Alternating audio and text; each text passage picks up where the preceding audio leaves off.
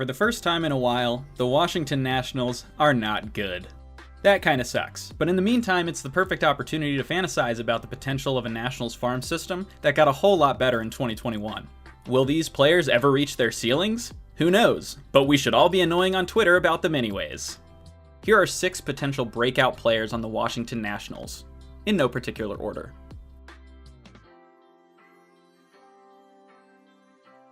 Josiah Gray and Cade Ruiz are packaged together here, much like they were packaged together in that trade that sent them to Washington, D.C. in the Max Scherzer-Trey Turner deal. Both players spent some time on the Nationals roster near the end of the season, and both players showed flashes of brilliance during that time, along with some growing pains that are typical of rookies. Cade Ruiz started slow at the plate, but it seems like he caught up to the game speed of Major League Baseball and started hitting rockets in September. Defensively, he was pretty solid, but there wasn't enough of a sample size to really know how good he is back there. But I have high hopes that Ruiz will be one of the better players for the Nats this season.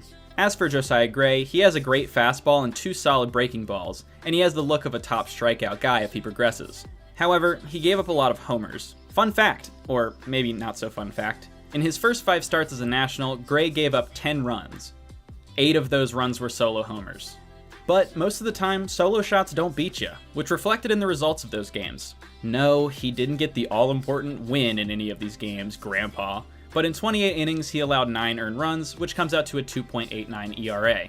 The problems came when he compounded those homers with walks. The key difference to 2022, according to Gray, is going to be in his changeups improvement as well as locating his fastball. Here he is on Half Street High Heat, episode 169, discussing that aspect of his game. And then on the other hand, just continuing to work on my stuff, work on my command, dialing in another off-speed pitch with the changeup. I've been putting a lot of work in with that, dialing in the breaking balls as well, and, just the command of the fastball. I think a lot of times this past year in 2021, I got too happy with fastballs over the heart of the plate, and, it hurt me more times than not. Both of these guys are a big part of this team's future, and we'll be sure to get an extensive look at them next season. But what about some guys whose roster spots are less guaranteed? Let's take a look at some of those players. Cade Cavallaro finished the 2021 minor league season with 175 strikeouts, the most of any player. And when you watch him pitch, you'll understand why. He's about 6'5", 230, coming at you with 95 to 97, topping out at 99. He's got an absolutely sick changeup and a curveball that is quite frankly unhittable. Look at this pitch.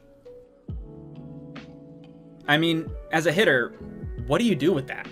I would anticipate Cavallaro being a mid-season call-up, but if he has a great spring, then who knows? The Nationals could certainly use some help in the rotation.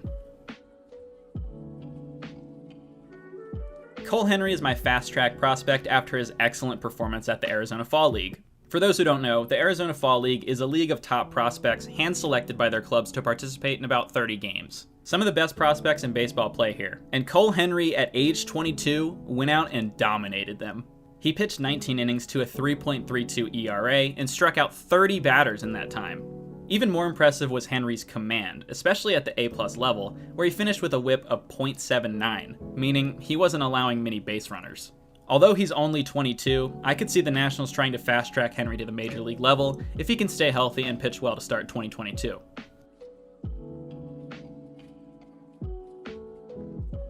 Donovan Casey came over as one of the lesser-known prospects in the Scherzer-Turner deal, but he made an impact immediately at AA Harrisburg and was quickly promoted to AAA, where he finished the season struggling with the bat. However, Casey's main strength lies in his insane defensive skills in the outfield. He's got a rocket launcher on his right shoulder thanks to his two-way days at Boston College, where he could throw into the mid-90s. He also boasts well above average speed, giving him great range. Besides Juan Soto, nothing is guaranteed in this Nats outfield. And Casey, like Cole Henry, had a solid showing in the Arizona Fall League, albeit in a limited role. This guy is certainly a candidate to make the opening day roster.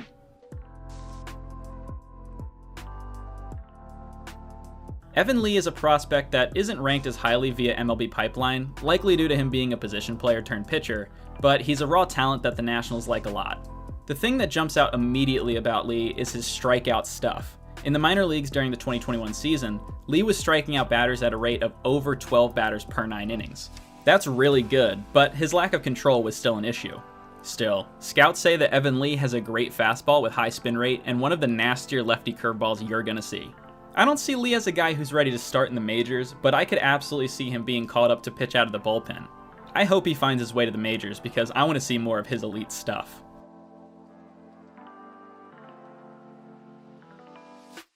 This one is super exciting. Remember when I said that this list wasn't in order? Well, I lied, because this is my favorite choice. Jackson Cluff also played in the Arizona Fall League, and he was one of the top players there.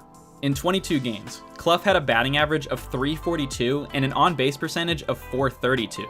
He's not going to provide much in the power department, but he's a solid contact hitter, and he gets on base at a high rate. Do the money ball clip, please. Ugly girlfriend means no confidence. Okay. No, not that one. Why do you like him? Because he gets on base. Cluff is also touted as the best defensive player in the entire Nationals organization right now, and he's a shortstop, so that's really important. You mix elite defense with a great eye at the plate, then sign me the hell up. At age 25, coming off the best play of his career in the Fall League, and with a vacancy at his position, it's the perfect time for Cluff to take that role moving forward, and with a good spring, it would not surprise me one bit to see him on the Major League roster. So there you have it, 6 potential breakout players on the Nats. If you had any players you like, make sure to leave a comment. Make sure to follow us on Twitter at #StreetHighHeat, and remember to keep praying. Keep praying that one day this lockout may end.